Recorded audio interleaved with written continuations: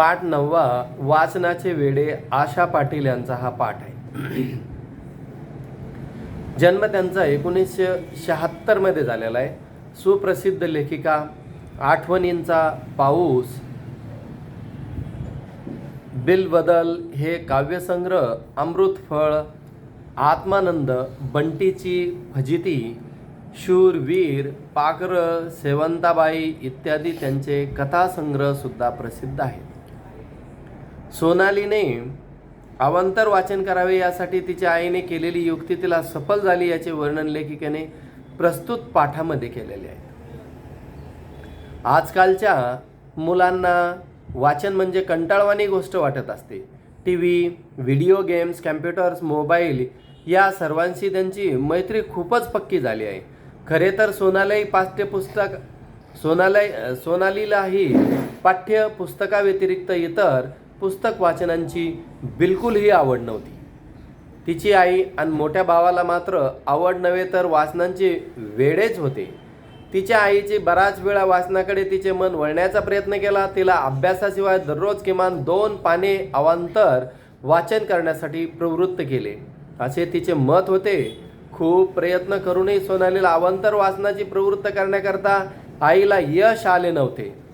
एकदा सुट्टीमध्ये तिच्या आईने एक गोष्टीचं पुस्तक तिच्या हातात दिले आणि सांगितले, सोनाली, मला एका शाळेत पाहुणी म्हणून बोलावलं आहे. तेथे मुलांना मी एक गोष्ट सांगणार आहे. मला खूप काही गोष्टी माहीत आहेत, पण कोणती गोष्ट सांगू हे समजेनासे झाले आहे. या पुस्तकातील एक गोष्ट सांगावी असं वाटतंय. तू यातली एक छानशी गोष्ट मला निवडून दे. मी तीच गोष्ट शाळेमध्ये सांगेन. आईला मदत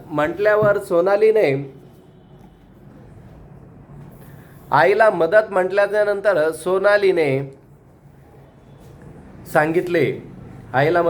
सोनाली शाळेत बाईंना सांगितले, आठवले, आपण सर्वांना मदत केलीच पाहिजे. या मदतीची सुरुवात घरापासून करायला हवी.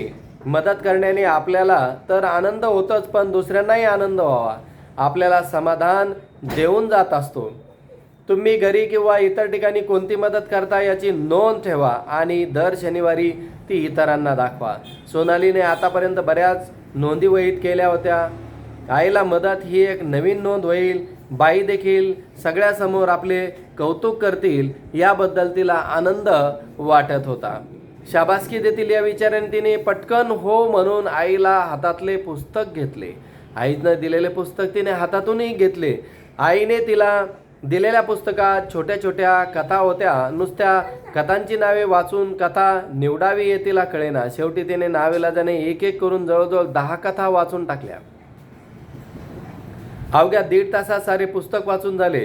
खरे तर प्रथम तिला फारच कंटाळवाणे वाटले होते, पण जशी जशी त्या पुस्तकातील कथा वाचू लागली तशी तशी तिची कथा वाचनाची आवड वाढत गेली.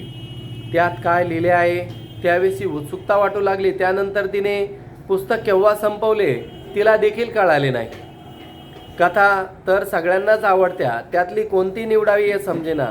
ती आईकडे गेली आणि आपल्या समोरील समस्या सांगितली. मग आईने तिला प्रत्येक कथेचा थोडक्यात सारांश एका पानावर लिहिण्यास सांगितले. सोनालीला हेही काम प्रथम सोपे वाटले, पण 1-2 कथा नंतर पुढच्या कथेत काय आहे हे पटकन आठवेना.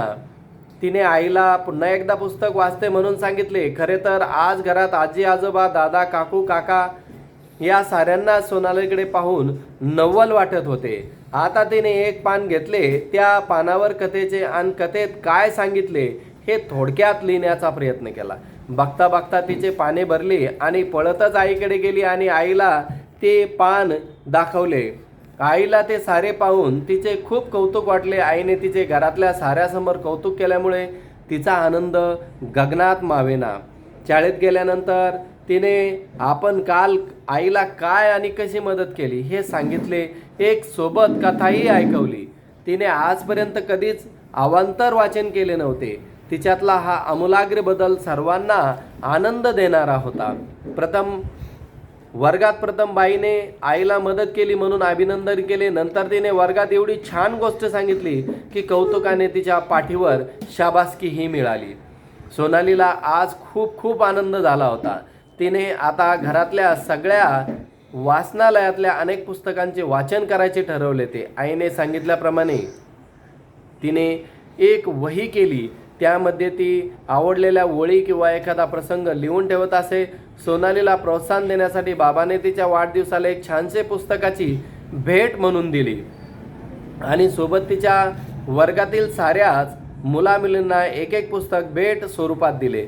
सोनालीला आता पुस्तक वाचत जा असे सांगण्याची गरज उरली नाही, कारण सोनालीने जे काही वाचन केलं होतं त्या वाचनामधून तिला वाचनाची आवड कशी लागली हे समजले देखील नाही.